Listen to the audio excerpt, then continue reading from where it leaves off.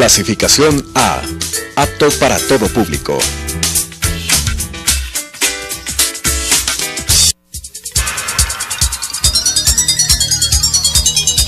Las opiniones vertidas en este espacio por la producción y dirección del programa son de exclusiva responsabilidad de sus autores y de quienes intervienen en ellos.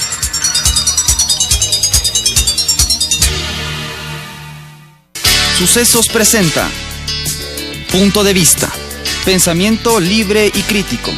Día a día buscaremos diferentes visiones para la comprensión de la realidad del tercer milenio.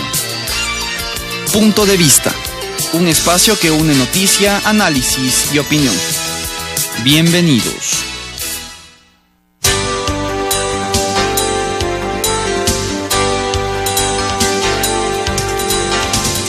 Gracias por continuar con nosotros aquí en Telesucesos y Radio Sucesos. Como le habíamos anunciado, estamos con el arquitecto Silverio Durán, quien es el presidente de la Cámara de la Construcción.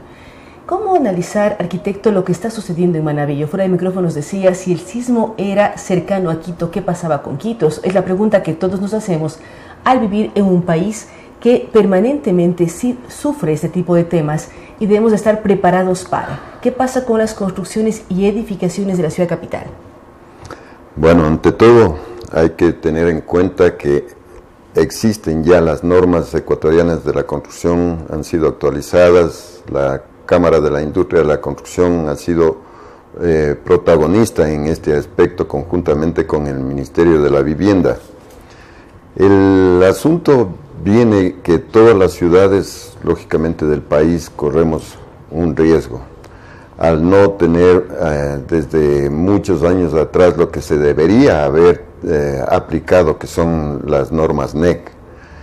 Eso implica... ¿Cuáles son las normas NEC? Hay algunos capítulos, pero en lo que se refiere a esto y básicamente a las construcciones sismos resistentes, que son las que nos interesaría ahorita por el tema, son las que están especificando todo lo que se debe hacer en una construcción previa su edificación y durante su edificación. Eso quiere decir que deben estar todas las edificaciones primero organizadas y construidas por profesionales que somos los únicos que deberíamos hacerlos. O sea, es importante tener en cuenta que los profesionales dedicamos nuestra vida a prepararnos para hacer este tipo de construcciones. Entonces aquí vienen algunos elementos como son la planificación, o sea, la elaboración de planos que corresponden a los planos arquitectónicos, planos estructurales, los cuales deben estar regidos bajo estas normas, bajo estos principios, que son indispensables para que una construcción pueda resistir a estos embates de la naturaleza. Lógicamente tienen sus límites, pero eso le ayuda a usted a un objetivo primordial, que es el salvar la vida de las personas. Pero usted nos habla de la planificación, todo lo que tiene que ver con la parte estructural y cómo debe ser diseñada una edificación. ¿Qué ocurre con las normas ya cuando la edificación empieza a levantarse? Porque la pregunta, hemos vivido en la ciudad capital en estos últimos años un crecimiento impresionante de edificios. Por donde uno va, hay edificios en proceso de construcción. La norma está, usted señala, la norma está, existen los profesionales adecuados para trabajar en ello. ¿Qué sucede con los controles que debe ser de parte de la autoridad municipal? ¿Se está cumpliendo efectivamente con la edificación de acuerdo a los planos aprobados con normas sismo resistentes? Ahí también tenemos algunas cosas que explicar.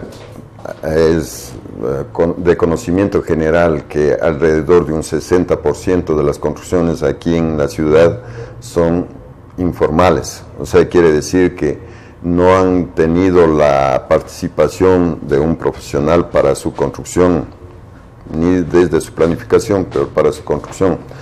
Lógicamente el resto que tienen ya la intervención de estos profesionales tienen que pasar por el control, por la revisión del municipio, que en este caso ya tiene una entidad colaboradora que funciona en el Colegio de Arquitectos de Pichincha, la que revisa y lógicamente da el aval para que esto se pueda continuar, que son las licencias. Ellos otorgan las licencias, lógicamente el municipio es en última instancia quien otorga la licencia.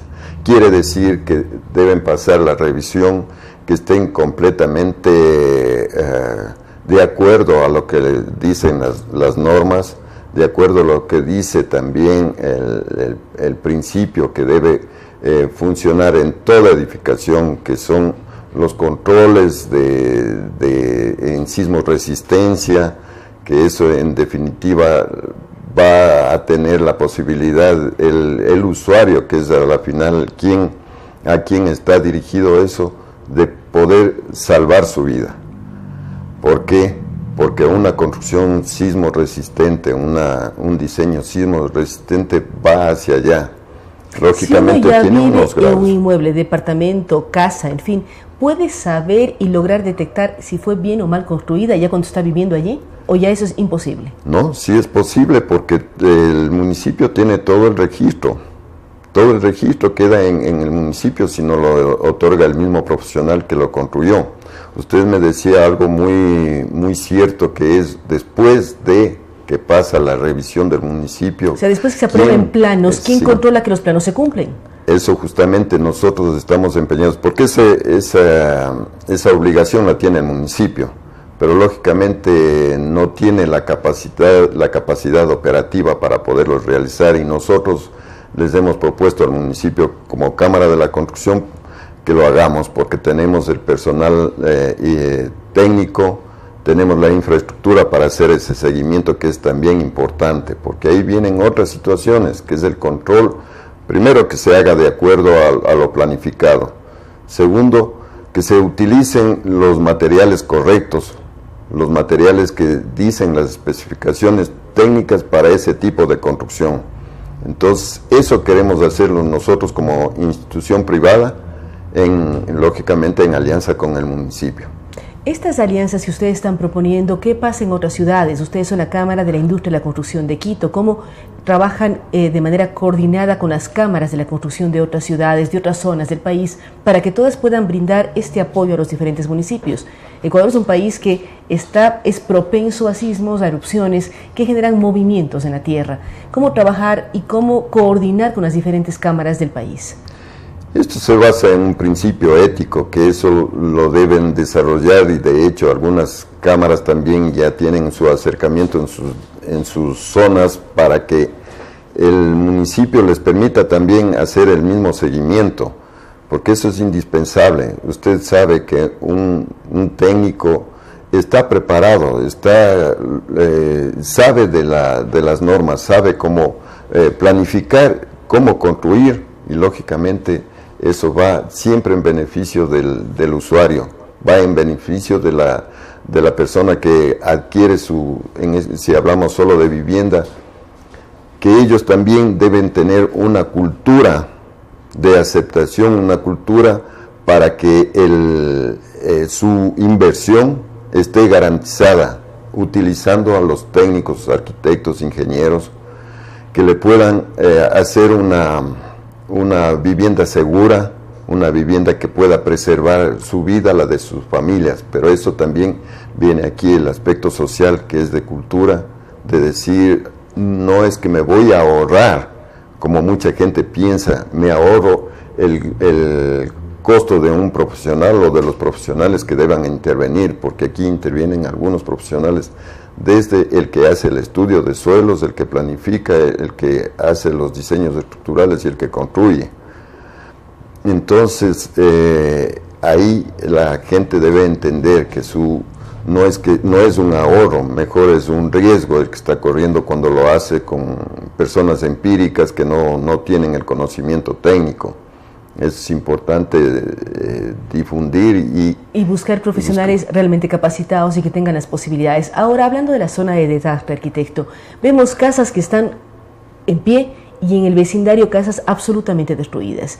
¿De esto a qué se debe? ¿Qué tipo de construcciones tenemos en la costa ecuatoriana? Porque vemos a lo largo del litoral, uno puede arrancar en Muisne y llega casi hasta Guayaquil, por decirlo así, y vemos ciudades extremadamente golpeadas, pero en las que al mismo tiempo que edificios se vinieron al suelo, otros permanecen en pie.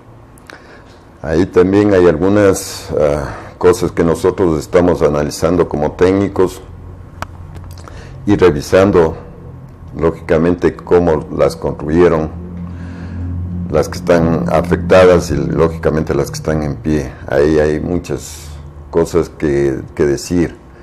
En unas podemos decir que fueron construidas en zonas de riesgo que nunca debieron haber sido construidas, porque a lo largo, usted conoce que a lo largo del tiempo ha habido algunos desastres, algunos terremotos, que eso lógicamente afecta a ciertas partes del suelo. Hay sitios que deben ser lógicamente estudiados, su estructura interna, el suelo debe tener un estudio para poder hacer edificaciones, sobre todo en altura, que eso es indispensable para saber sobre qué suelo voy a construir y qué debo hacer para poder construir, porque también se puede mejorar el suelo, pero dependiendo de muchas cosas. El tema ahí lo puede definir exclusivamente un profesional, no lo puede definir la persona que lo va a construir. Hay muchas construcciones también, lamentablemente, en la costa que han sido construidas informalmente, utilizando materiales no adecuados, el mismo uso de la arena de mar. Eso ha causado, como le digo, estas pérdidas, estos desastres. Usted bien lo dice, a lo mejor esta construcción que estuvo aquí se la construyó adecuadamente y no tuvo mayor afectación. La de acá se la hizo empíricamente o no, conociendo la realidad del mismo suelo, digamos, para hacerlo en términos entendibles. Entonces, repito, la utilización de los técnicos, de los arquitectos, de los ingenieros, es básico en toda construcción. Así vamos a preservar lo más importante, que es la vida. Es la vida y también los hogares en los que estamos viviendo. Queremos agradecer, amigos de Radio Sucesos y Telesucesos, la presencia del arquitecto Silverio Durán. Él es quien preside la Cámara de la Industria de la Construcción de aquí de Quito. Él es muy claro al hablar de la importancia que cuando se construyen edificios, se construyen nuestros hogares, busquemos a profesionales expertos en el área, tanto para el tema estructural, el análisis del suelo y el diseño, y ocupar los materiales necesarios que pueden después proteger nuestras vidas. Los ejemplos que nos pone son muy claros. En la costa ecuatoriana hemos visto lo que ha pasado, no queremos que eso ocurra en otras ciudades. Él también pone a disposición del municipio y el apoyo de la Cámara de Construcción para garantizar controles. Si los planos son aprobados por la entidad municipal, hacer que a lo largo de la obra existan los controles necesarios para garantizar que se están teniendo los cuidados con las normas sismo resistentes y también con los materiales que se están usando en los edificios que se hacen a lo largo y ancho de esta hermosa ciudad. Nuevamente, gracias al arquitecto. Vamos a una pausa y estaremos dialogando con el doctor Jan Rath sobre la situación de salud en la zona de desastre. Hacemos una pausa y continuamos con Punto de Vista.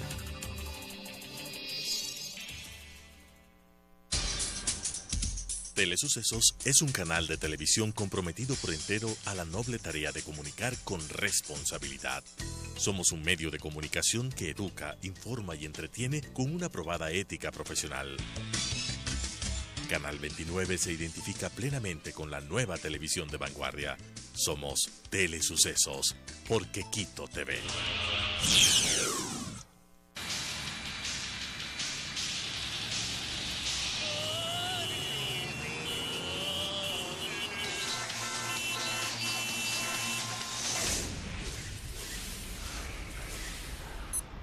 Tómelo con calma.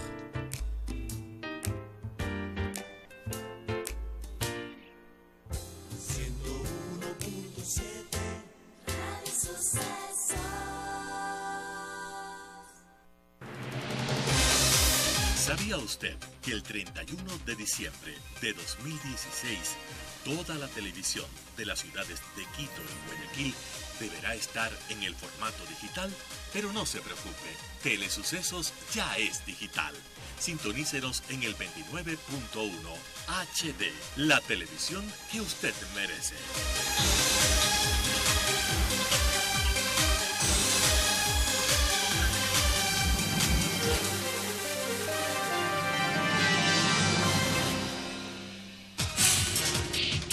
Telesucesos es el primer noticiero de texto en la televisión ecuatoriana.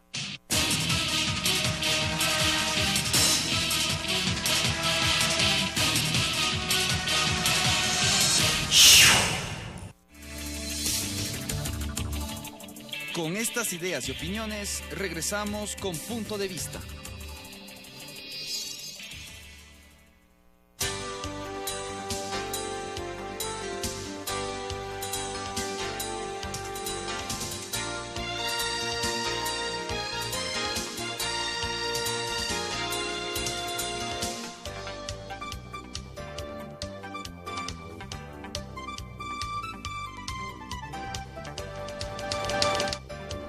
Gracias por continuar con nosotros. Como le hemos anunciado, estamos con el doctor Jan Rath. El tema de salud, doctor Rath, es muy preocupante en la zona de desastre. Fuera de micrófonos decíamos el tema de los cadáveres, los fallecidos, la situación psicológica de las personas que están allí y de las que llegan a ayudar. ¿Cómo debería enfrentarse esto? ¿Cómo ayudar de manera efectiva y no generar más problemas en la zona? Buenos días. Estamos de luto en el país.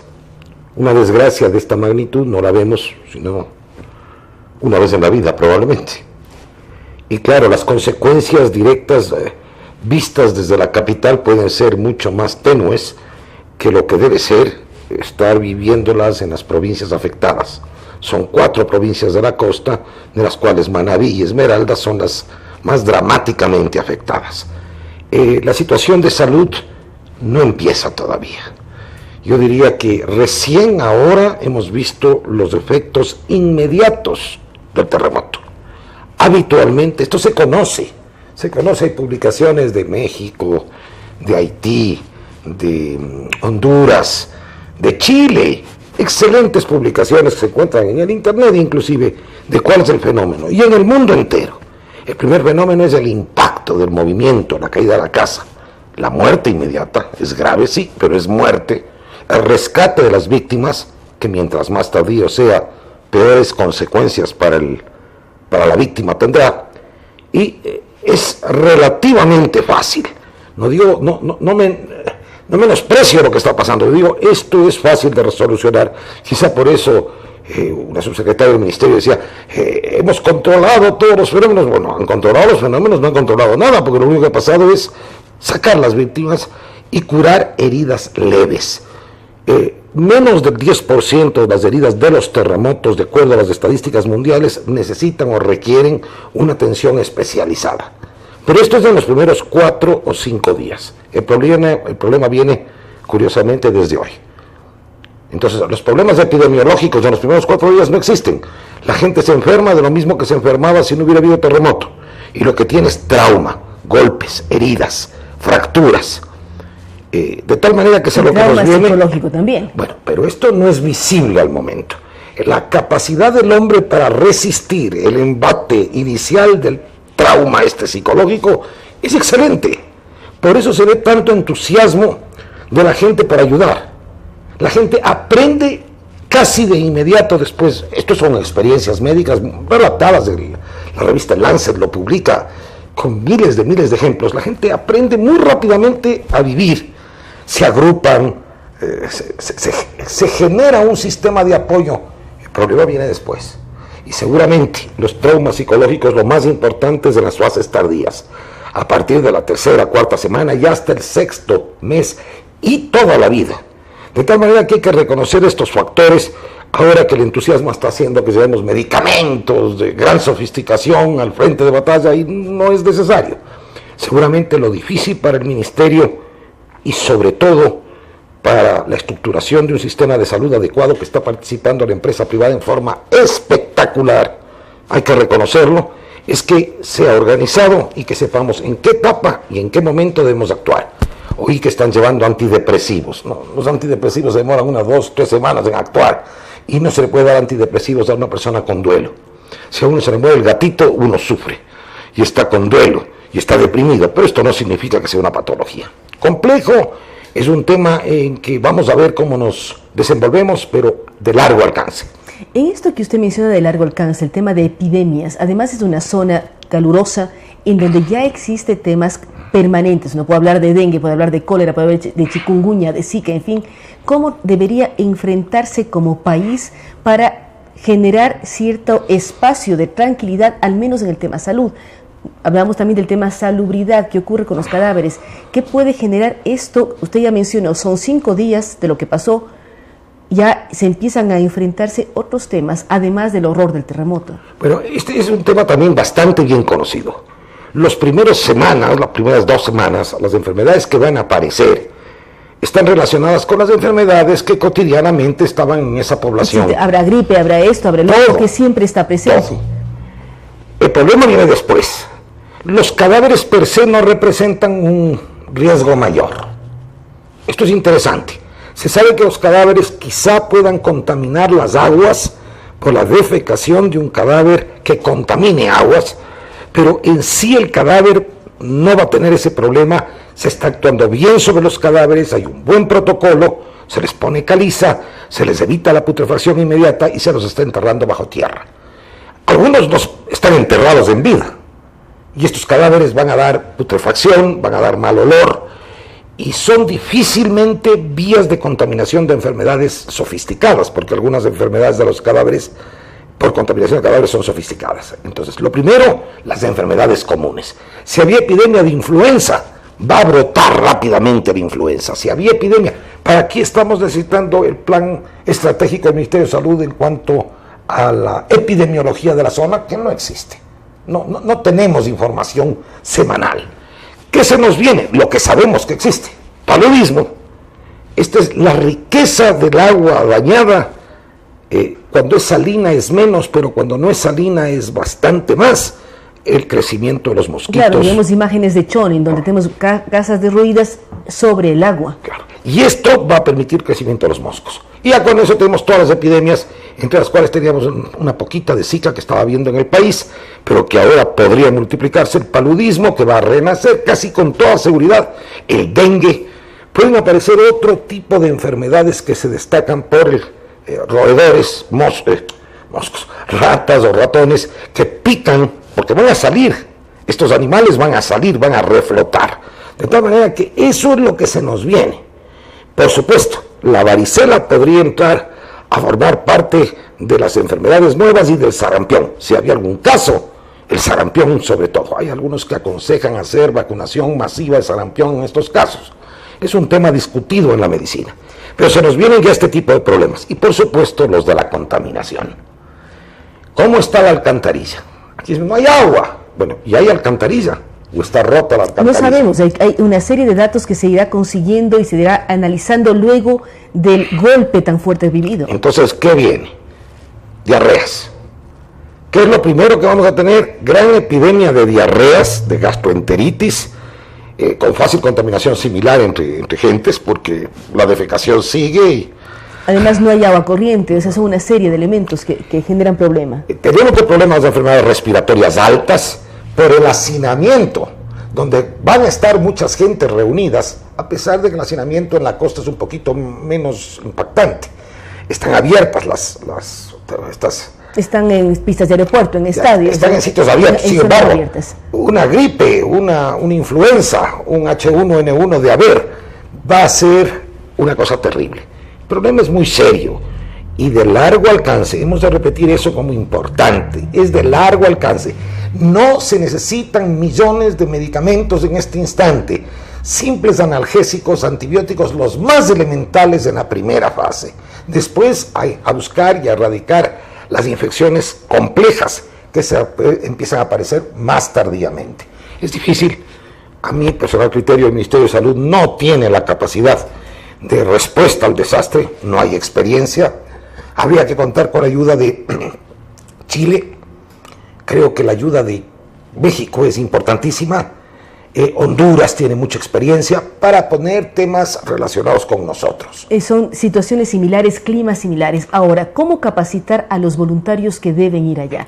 Si uno piensa en el tema salud, usted ha sido profesor de la Facultad de Medicina por muchísimos años, ha sido decano, ¿cómo capacitar a esos jóvenes para que efectivamente vayan a ayudar en determinados momentos? No queremos que todos vayan ahora, usted dice esto es de largo aliento. ¿Cómo empezar a generar apoyo desde Quito y las otras ciudades que no hemos sufrido el problema, pero apoyo efectivo y real a la zona? El terremoto abre huecos, abre brechas, y ahí está una de las brechas, la falta de formación de los muchachos en desastres. Empezar a capacitar en este instante es bastante más complejo. Aquí traje un dato interesante: el total de médicos que están en Esmeraldas en la actual, no médicos, personal de salud en Esmeraldas es el 2,69% del total de personal de salud del país. Y el de Manabí es de aproximadamente el 6,75%. ¿Cuántos especialistas hay en Esmeraldas? Apenas el 1,63% de especialistas, mientras que en Manabí llega a 6,44%, es una provincia más grande. ¿Cuánto tiene Manabí? 1.400.000. ¿Cuánto tiene Esmeraldas?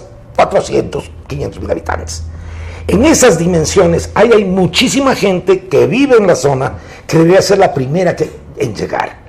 Hay un impacto terrible en las brigadas que no tenían experiencia, médicos jóvenes, enfermeras y personal civil, porque el impacto psicológico casi inmediato se da en este personal.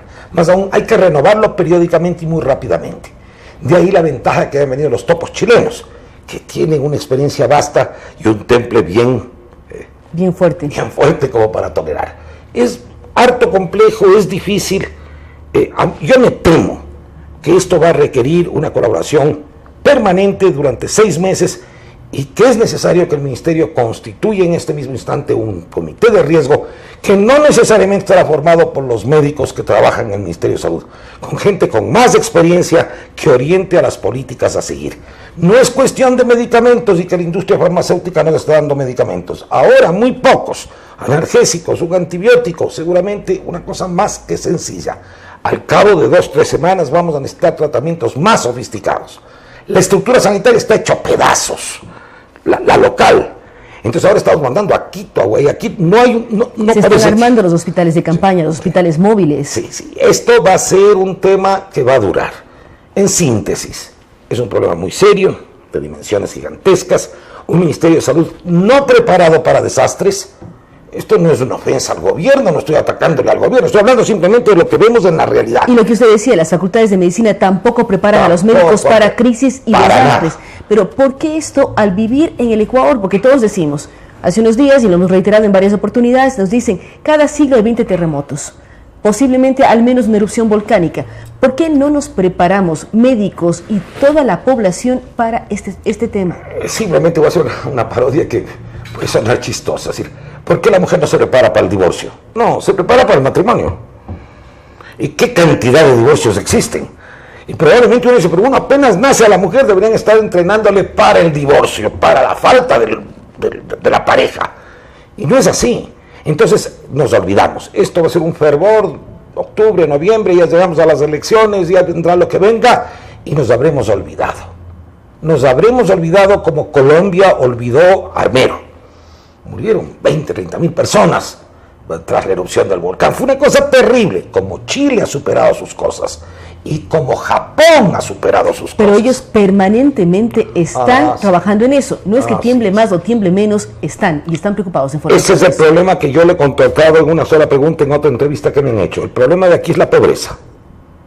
Cuando ya termine todo esto, dedicar campañas para preparar ante un eventual fenómeno después de 20 o 30 años, normalmente no se lo puede hacer. ¿Por qué? Porque la plata hay que gastarla para lo que está sucediendo ahora. Es bien complejo. La profilaxis es la madre de la medicina. Eso es lo que hay que hacer. Pero ¿cómo gastarme en profilaxis cuando ya tengo enfermos vivitos ahí? Es problema de dinero, es problema presupuestario, es problema de una conciencia que se toma a través de los años. Chile, Japón, estamos poniendo ejemplos de países. Japón es algo extraordinario. Después del último accidente que hubo de la explosión de las... Con el tsunami, terremoto. Ahora está enfrentando otro de menor magnitud, pero uno ve la capacidad de recuperación. Tienen una recuperación y una población totalmente diferente. También de esto va a depender el grado de depresión. Mientras más avanzado es el país, más depresión existe posterior. Mientras más avanzado, más depresión. Lastimosamente, la demasiada nos cultura genera cierta tranquilidad en el tema psicológico de las zonas. Con los niños debemos trabajar desde ya. Quizá con ellos es donde más tenemos que trabajar. Como estos niños que se quedaron sin padres, sin madres, sin techo. Sin escuela, sin profesores. ¿Quién les da cariño? ¿Quién les da amor? Que los psicólogos actúen, sí, puede ser. Que las trabajadoras sociales actúen, sí, también. Pero es bastante complejo y penosísimo lo que estamos viviendo en el país.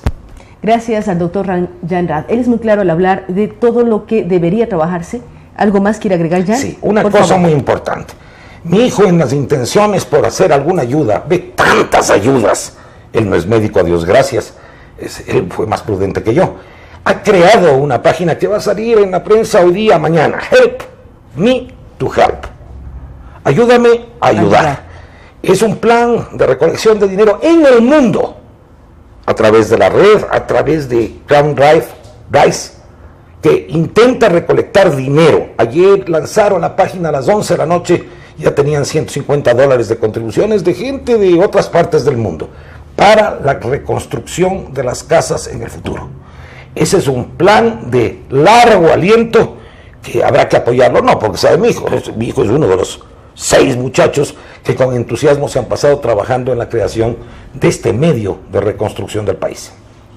Hay diferentes formas, todos debemos ayudar, pero lo que dice el doctor Rath, hay que planificar, hay que mirar y lo más importante, este momento él señala que se necesita elementos paliativos para el tema médico, es decir, algún tipo de analgésico, un antibiótico muy básico, pero en el día después, es decir, la próxima semana, de aquí a 15 días, el ministerio y los sectores vinculados a salud deben hacer campañas muy agresivas para evitar epidemias, para garantizar la protección de quienes viven en la zona de desastre. Nuevamente, gracias al doctor Jan Rath. Vamos a una pausa y estaremos dialogando con el economista Carlos Marx Carrasco.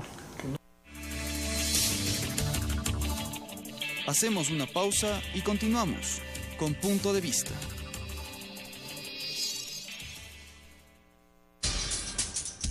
Telesucesos es un canal de televisión comprometido por entero a la noble tarea de comunicar con responsabilidad.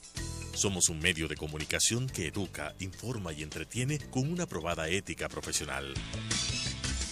Canal 29 se identifica plenamente con la nueva televisión de vanguardia. Somos Telesucesos, porque Quito TV.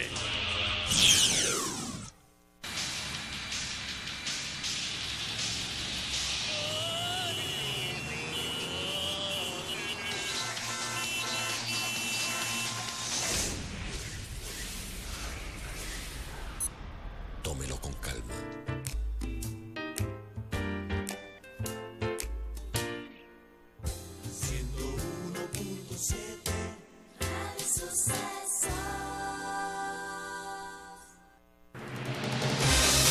¿Sabía usted que el 31 de diciembre de 2016 toda la televisión de las ciudades de Quito y Guayaquil deberá estar en el formato digital?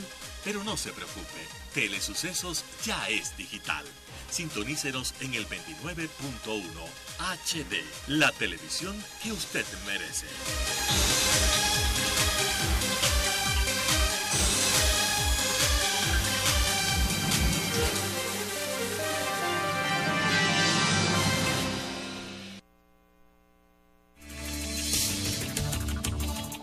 Con estas ideas y opiniones, regresamos con Punto de Vista.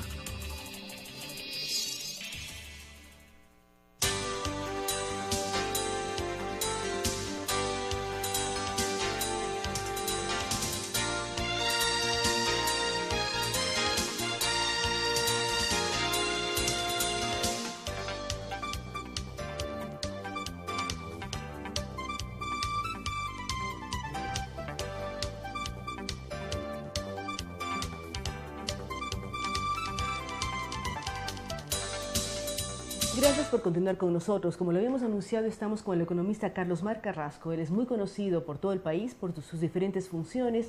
Él fue director general del SRI, posteriormente fue ministro de Trabajo y actualmente está a cargo de la Comisión de Ética y Disciplina de Alianza País. Economista Carrasco, ¿cómo desde el Movimiento País están viendo lo que está aconteciendo en el país? Por un lado, estamos en año preelectoral, ustedes tienen las reuniones de carácter político, pero al mismo tiempo, lo que decía el doctor Rad, vemos lo que pasa en la zona de desastre. Son 5 días luego del terremoto y muchos todavía estamos atónitos, asombrados, y hay que saber cómo debemos actuar. Buenos días, muchísimas gracias por la invitación. Comienzo por expresar mis sentimientos de solidaridad con tantos compatriotas, tanto ecuatorianos, sobre todo de la región costanera, que está sufriendo tremenda desgracia provocada por el desastre natural, por un terremoto. Escuché muy atentamente la entrevista anterior, pude aprender de ella y cada vez me doy cuenta que las consecuencias, que el desastre, que lo que está ocurriendo en el país es más grande de lo que yo mismo me imaginaba. Y en ese sentido yo creo que lo que menos podemos hacer los ecuatorianos es politizar para nada la situación. Yo creo que es la hora más bien que demanda la unidad de todos los ecuatorianos. Espero que aquí no haya ni oficialismo ni oposición, y para enfrentar la situación hagamos todos, absolutamente todos, causa común. Veo con buenos ojos cómo efectivamente está ocurriendo esto, la sociedad civil, la empresa privada, la juventud, los distintos prefectos, alcaldes, etcétera, etcétera, están, diría yo, portándose a la altura de las circunstancias, pero claro, hay que tomar en cuenta que lo que viene quizá es más grave que lo que ya ha ocurrido. Los efectos se sentirían a largo plazo y lastimosamente no estamos absolutamente preparados para situaciones como estas. Desde país existe un sentimiento solidario y el compromiso firme por enfrentar, despolitizando el tema, y por enfrentar de la mejor manera para que ojalá las secuelas, los impactos negativos que queden de esto sean los menores posibles. Economista, usted habla de los impactos, todos somos conscientes de que esto no tiene ningún y no debe tener ningún tinte político, todos debemos ayudar de manera organizada a las zonas de desastre, y no ahora, son meses de ayuda solidaria, de buscar reconstruir las zonas que se vinieron abajo, tanto en la parte física, por decir así, edificaciones, espacios, pero también la parte psicológica de quienes se sienten afectados. Pero al mismo tiempo vemos la visita del presidente de la República y usted que estuvo a cargo del SRI.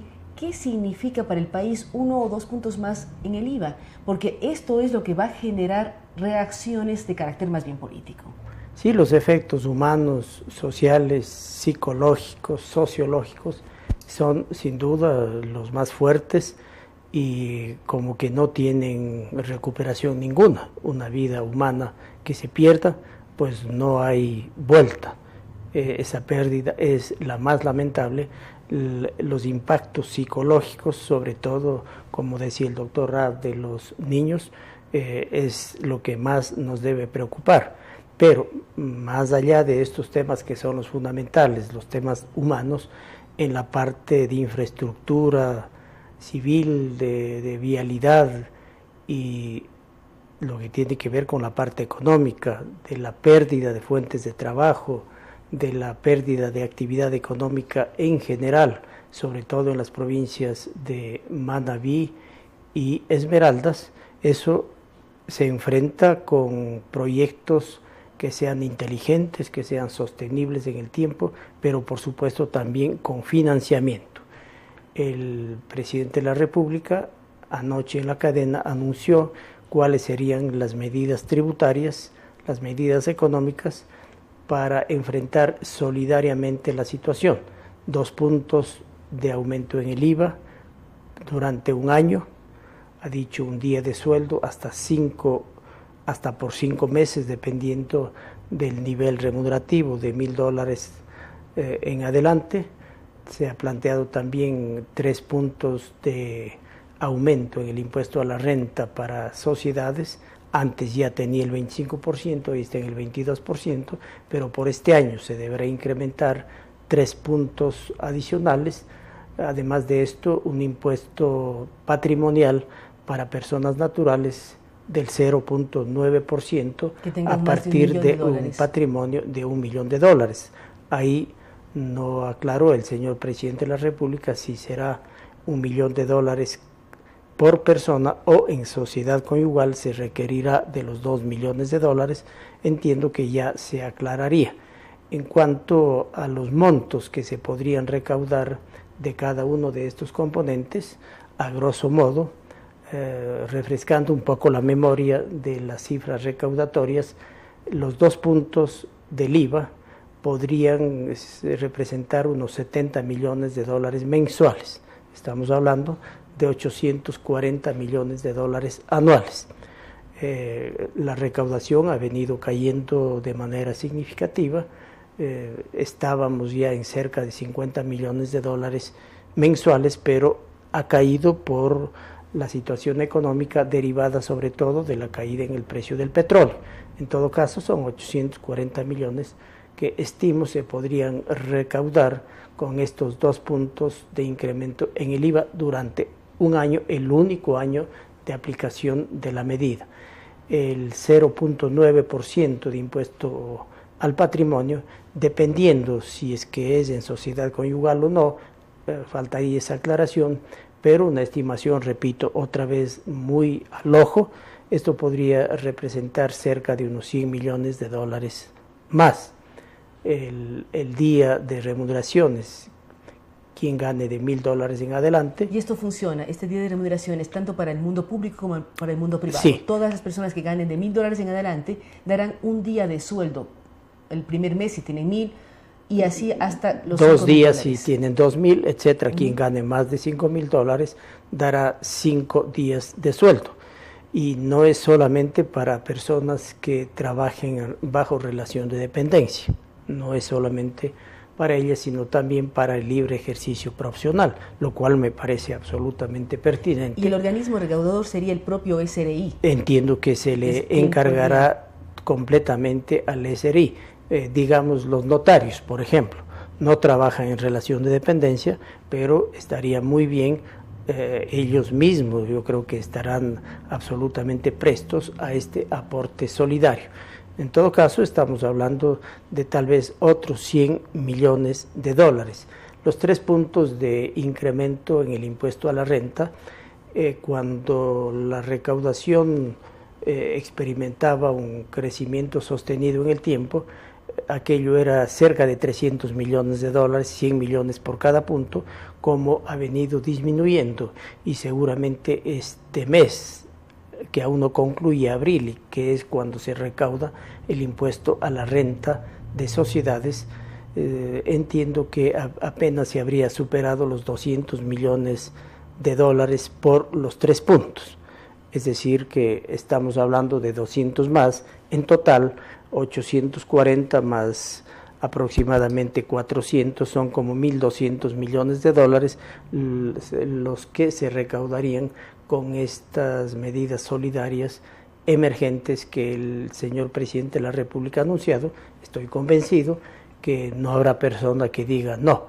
Yo creo que... Bueno, hay muchas críticas en redes y hacia allá queríamos ir. ¿Cómo cuando el país entero se ha volcado a ayudar? Hemos visto caravanas, hemos visto niños, hemos visto hombres, mujeres, organizaciones, todos llevando ayuda.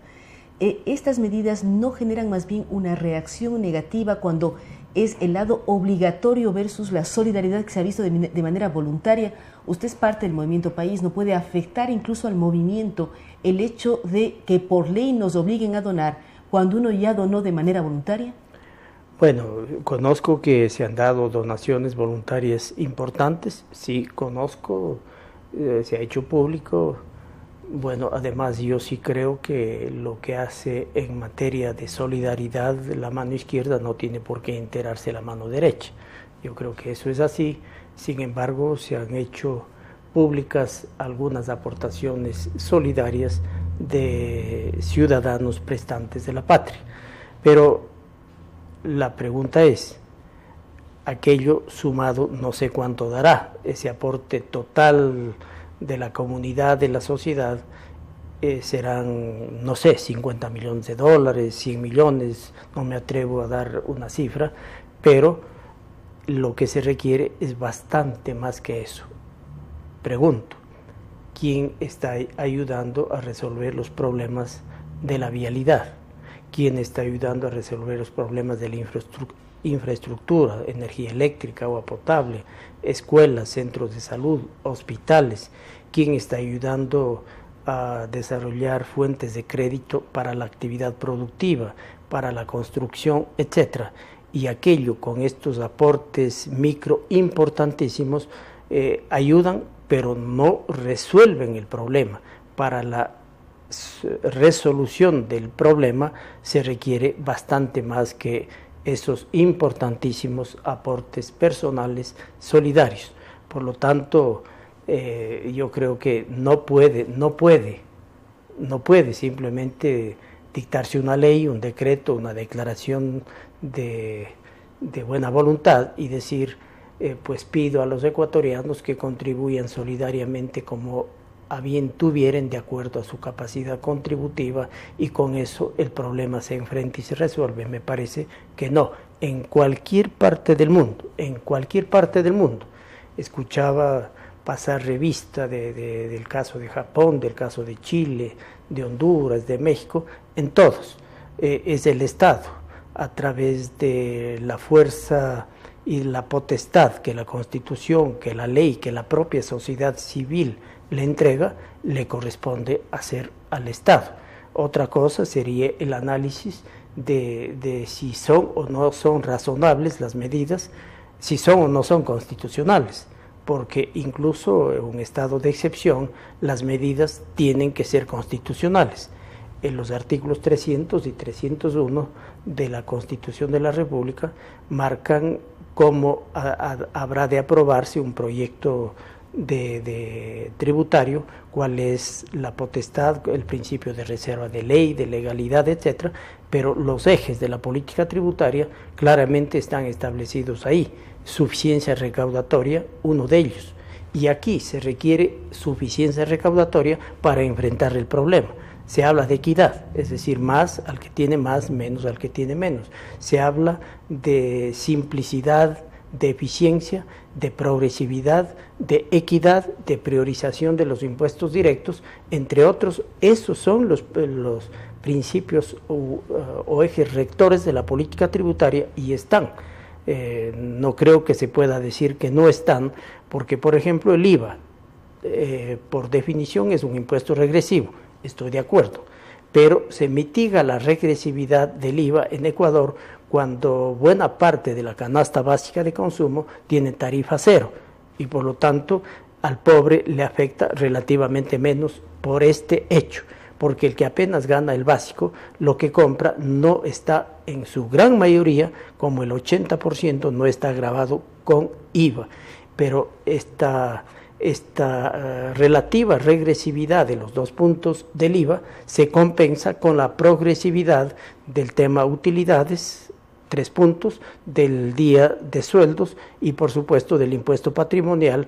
Pagar el que tenga $1 millón de patrimonio el 0,9%, es decir, $9,000, yo creo que es una cantidad absolutamente razonable, $9,000, que en aras de la cohesión social, de la solidaridad, yo creo que está bien.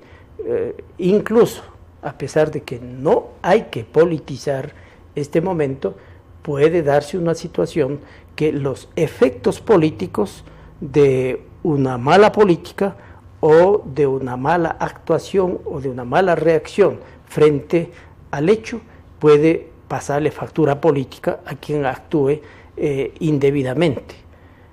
Quien se oponga, me parece a mí, sobre todo desde organizaciones políticas, partidos políticos, líderes políticos, quien se oponga a esto puede que la ciudadanía le pase factura, porque aquí yo creo que a las personas se los conoce en los tiempos difíciles. Y lo que usted decía, hay mucha gente que está ayudando y de manera anónima también. Ahora veíamos y relatábamos temas, hay comunidades enteras, es La Troncal, Balsar, o sea, es la comunidad de que vaya ayuda de manera anónima. Hay una serie de elementos. Ahora, ¿qué ocurre? Cambiando el tema, economista con Alianza País, ¿cómo están trabajando para la convención que tendrán en estos meses? ¿Cómo están avanzando en sus proyecciones políticas? El terremoto fue algo que nos movió a todos y ha cambiado la agenda radicalmente, pero ¿qué está pasando al interior del Movimiento País? El 5 de junio entrante en la ciudad del Puyo se tendrá la Convención Nacional de País, en la que se discutirá básicamente el plan y programa de gobierno. El plan y programa que se instrumentará a partir del 2017. Para el 2017-2021. Ese creo que es lo fundamental. Se renovará la dirigencia del movimiento País, no es partido político. Lamentablemente, para mi opinión personal, yo habría preferido que sea un partido, pero es un movimiento, y creo que se aprobarán también las líneas básicas para la selección de candidatos. Yo no creo que en la convención se vayan ya a definir los candidatos. Además, recordamos que la ley exige primarias, entonces es otro tipo de proceso. Claro, exactamente, ahí habrá que procesar debidamente, porque en la política la parte fundamental creo que radica precisamente en el escogitamiento de los candidatos, porque lamentablemente, y ahí tenemos que avanzar bastante, baste recordar las declaraciones del señor Durán Barba, que dijo que, sin tratar para nada de ninguna ofensa ni mucho menos, pero dijo que ganó la alcaldía alguien que no conocía Quito y que el alcalde anterior había realizado una alcaldía perfecta, más o menos lo que dijo el señor Durán Barba. Entonces, precisamente yo creo que con esa experiencia el candidato no es una salsa de tomate. El candidato a cualquier dignidad, concejal, consejero, alcalde, prefecto, presidente, asambleísta, el candidato es un servidor que debe reunir las condiciones como para servir a la comunidad, como para el bien común. El candidato, sí, yo entiendo, requiere un carisma mínimo, pero las cualidades no pasan solamente por sonreír ante la pantalla. Creo que esa no es la condición única, puede ser importante, pero hay otros factores que hacen de un candidato como la carta que la comunidad requiere para que sea su mandatario, precisamente. Consecuentemente, incluso debo como autocrítica señalar que en las elecciones en las que tuvimos un revés, en las elecciones seccionales, precisamente el proceso que falló fue el proceso de selección de nuestros candidatos. Yo mismo había alertado, recuerdo, de tal o cual persona que no cumplía con las condiciones suficientes como para representar a país, como para ser candidato. Ese proceso tiene que hacérselo de la manera más democrática posible. La reunión del 5 de junio va más bien a mirar el plan de gobierno y a planificar cómo escoger los candidatos. Sí. Hay opciones seguramente que tienen ustedes, pero este proceso de candidaturas demorará un tiempo más. Sí, al menos mi posición personal es que las candidaturas queden definidas allá por el mes de octubre. O sea, ya vísperas de las elecciones, prácticamente. Sí, vísperas de las elecciones. Inscripción de candidaturas. Exacto, que el proceso sea absolutamente democrático, que el proceso sea absolutamente reflexivo, que no sea sectario. Esto demanda primero la unidad de la militancia, de los adherentes de país, la unidad, y que todos sepamos que finalmente cuando se defina quién será el candidato a tal o cual dignidad, todos trabajemos por ese candidato, por más que no haya sido el candidato de la simpatía personal. Ese también es una condición básica en las elecciones anteriores. Recuerdo, bueno, habían 2, 3 candidatos, ganaba tal candidato, los adherentes, los simpatizantes de los otros candidatos que no ganaron en las primarias o cualquiera que haya sido el esquema, bueno, simplemente ya pues decían que trabajen los del grupo de él. Y ahí su función es muy importante, porque usted trabaja en lo que tiene que ver con disciplina y ética al interior de Alianza País. Precisamente desde la Comisión de Ética y Disciplina siempre hemos llamado a la concordia y evitar la discordia, siempre hemos llamado a la unidad, siempre hemos llamado al respeto, a la crítica y a la autocrítica. Yo creo que una organización política que no sea capaz de llevar adelante los procesos con total autocrítica y además que sepa receptar la crítica de los que están fuera de la organización, en este caso fuera del gobierno, yo creo que no nos va bien. A la crítica de la oposición se la debe considerar, a esa constructiva, a esa bien traída, se la debe considerar como un asesoramiento gratuito para quien está en el ejercicio del gobierno. Y la autocrítica al interior es lo único que permite ir corrigiendo, enmendando los errores, llenando las omisiones, etcétera. Yo mismo de la entrevista anterior, créase, escuché posiciones que son críticas también, pero son totalmente constructivas. Para mirar el tema salud. Exactamente, hablaba del Ministerio de Salud y yo trataré de ponerme en contacto con la señora ministra y le haré un comentario constructivo, por supuesto, y autocrítico de esto, porque me parece fundamental. Entiendo que estarán tomando las precauciones, pero de todas formas lo que abunda no daña. Así es, muchísimas gracias al economista Carlos Marc Carrasco. Con él hemos hablado de varios temas. Al haber estado a cargo del SRI por varios años, hemos indagado sobre su visión y también cuantificar a grosso modo, como él decía, lo que significarían los impuestos anunciados el día de ayer. Él es muy claro al decir, está muy bien la ayuda voluntaria, la solidaridad es digna de felicitación, pero el gobierno es quien hace la obra y por lo tanto tiene que recaudar fondos adicionales para reconstruir Manabí, Esmeraldas y todas las zonas afectadas.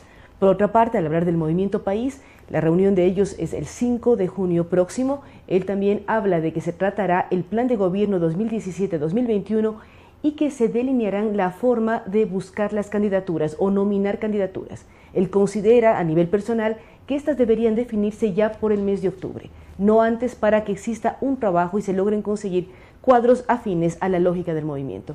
Nuevamente, gracias al economista Carlos Marc Carrasco.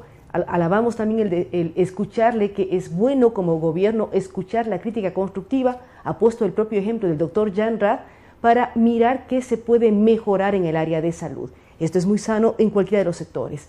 Gracias a todos nuestros invitados, gracias a ustedes, gracias a nuestros anunciantes como la Cooperativa de Ahorro y Crédito de la Policía Nacional, AIPMAPS y también a Humana. Gracias por habernos acompañado. Estaremos con ustedes el día de mañana a partir de las 7 horas.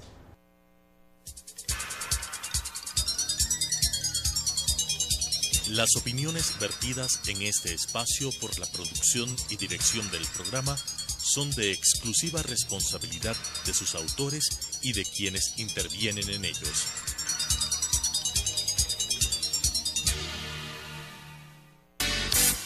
Sucesos presentó Punto de Vista, pensamiento libre y crítico.